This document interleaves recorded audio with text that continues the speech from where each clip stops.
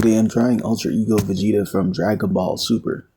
Um, Vegeta is a good anime character to study because his design combines strong anatomy with powerful attitude.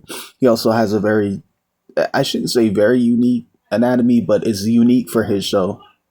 Like his specific anatomy doesn't show up way too much in a ton of characters, but there's definitely other characters who have kind of a similar anatomy, right? He's more of like the slim rip build in general. But Ultra Ego Vegeta, which I have not seen, um, excuse me, I have seen like artwork on social media, but I haven't watched that in the show because I haven't watched Dragon Ball Super at all. I've watched a lot of Z growing up when I was a kid, and then even later on, caught up and tried to see things that I didn't see when I was a kid on TV. I see it in episodes um, on on YouTube, like if people would post that up. But prior to that, yeah, I was getting out of school and trying to, if I was gonna get home at a specific time, could I see that on Toonami, literally back during those golden era days of anime, right? Or at least a golden era of it. But so from what I see with Ultra Ego Vegeta, he's a bit more bulky, but also ripped. He's a powered up form. So, and powered up doesn't mean that they have to be more jacked, because it depends on how the artist wants to illustrate it, and also depends on how it was explained, maybe why that happened. Like I remember, when Goku first got Super Saiyan, and it's a mixture in this show. I think it's the artist wanting to do certain things, and then also it tied into the plot a little bit, or the reasoning of why a character would specifically do something. So when Goku first got, not the first power, because there's power ups like Kaioken, or maybe charging up to a higher energy level. But when he first got Super Saiyan, he was more bulky. And then was it that through the writing they made him less bulky because and then explained, or at least when they were gonna get Super Saiyan 2, I think, to fight Cell, they were explaining that they were trying to achieve a next level of Super Saiyan or keep training or whatever to get ready for that, for the Android Saga. But when they first the form of Super Saiyan 2, they realized that their muscle mass had increased too, and they wanted to bring that back, so that a large amount of muscle mass wouldn't hold them back, that's a real life concept as well. Now the funny thing is that a person in real life, they can actually carry a lot of mass and still perform like somebody like smaller, like even if it's muscle mass, but that it just requires way more training. So like, excuse me, it is more damage and it's more recovery on the body. So some of these high level athletes who've been training their entire life and went up in weight class, maybe if they're in a martial art or a fighting sport, like they don't have to be slower if they pack on a ton of mass that, they haven't trained into becoming functional to be able to help them perform their sport. So like if you put like inches of size on your muscle mass across different parts of your body, like, and you haven't continued drilling if you're in boxing or shadow boxing, or if you're in Muay Thai, you're practicing your strikes and kicks in shadow form. And then if you want to go into sparring or pad work or whatever, but you need to keep developing the reflexes so that the muscle fibers that cause you to perform those movements properly that you're continuing to build, you have to wire those fibers into the new mass that you've created, so that new mass knows how to do it as well. That new mass also is going to consume oxygen more, but that's okay. You just need to also increase your cardio capability.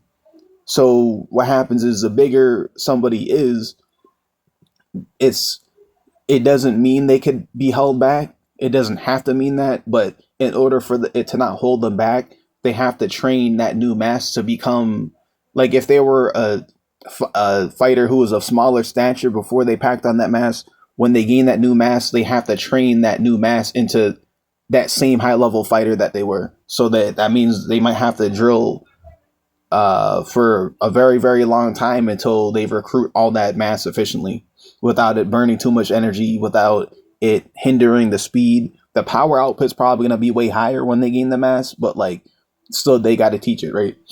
Now what happens is in the show, I they wouldn't get into maybe details like this unless like the author wanted to, but the reason, probably if there was a logical reason, if these characters were actually, if this really happened, right, and the characters had that logic that, oh, this is Super Saiyan 2 is too big, their logic would have been that, well, yeah, they could train that new mass to perform at a higher level when they reach Super Saiyan 2, but the Super Saiyan form itself and any level of it, the whole idea is that they could do things at a higher level, but at the same time, they're burning through energy faster.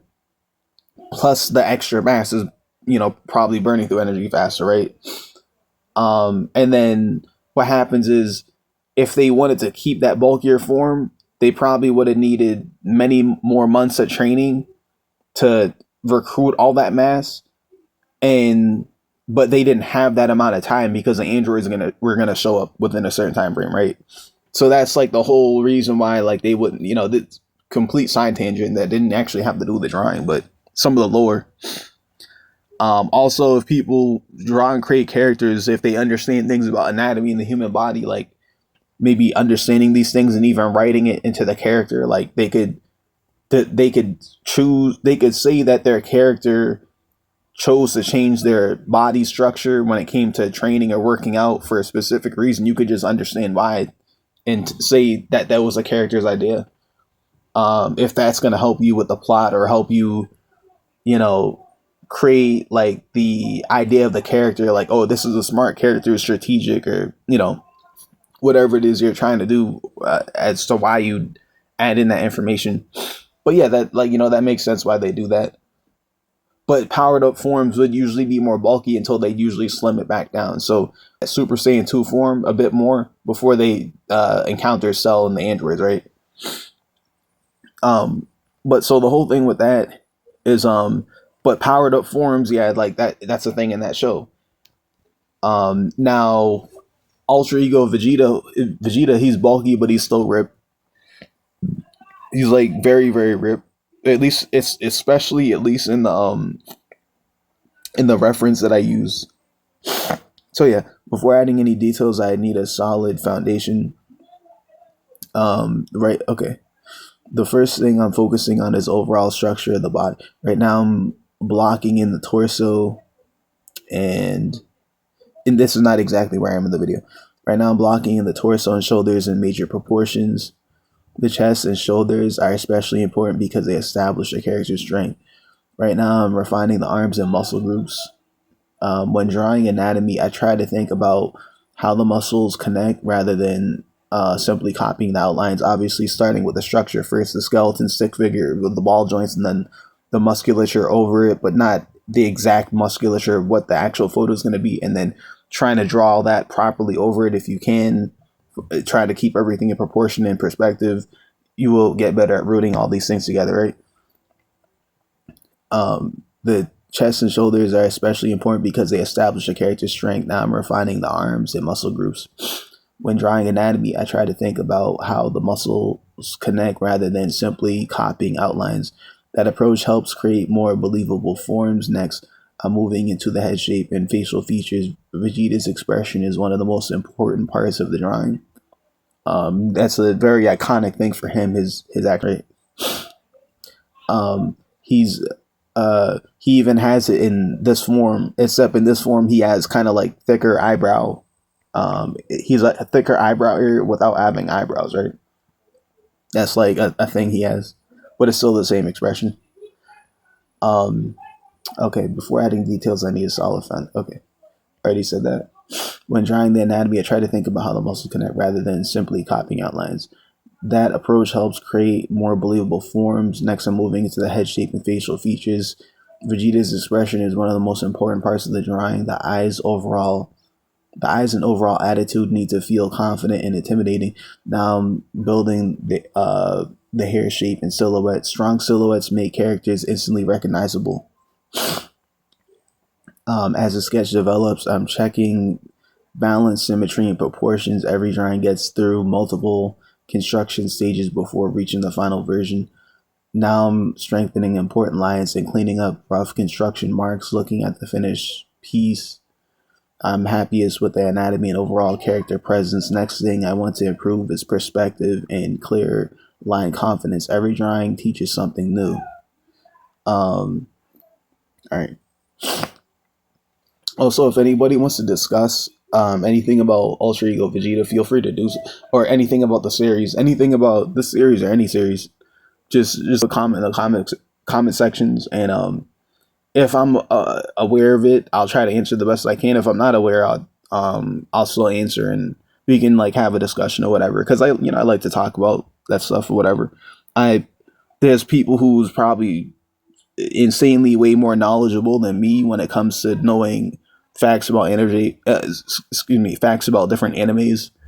But like there's series that I like and that I paid a lot of attention to, so I'm aware of some things as well.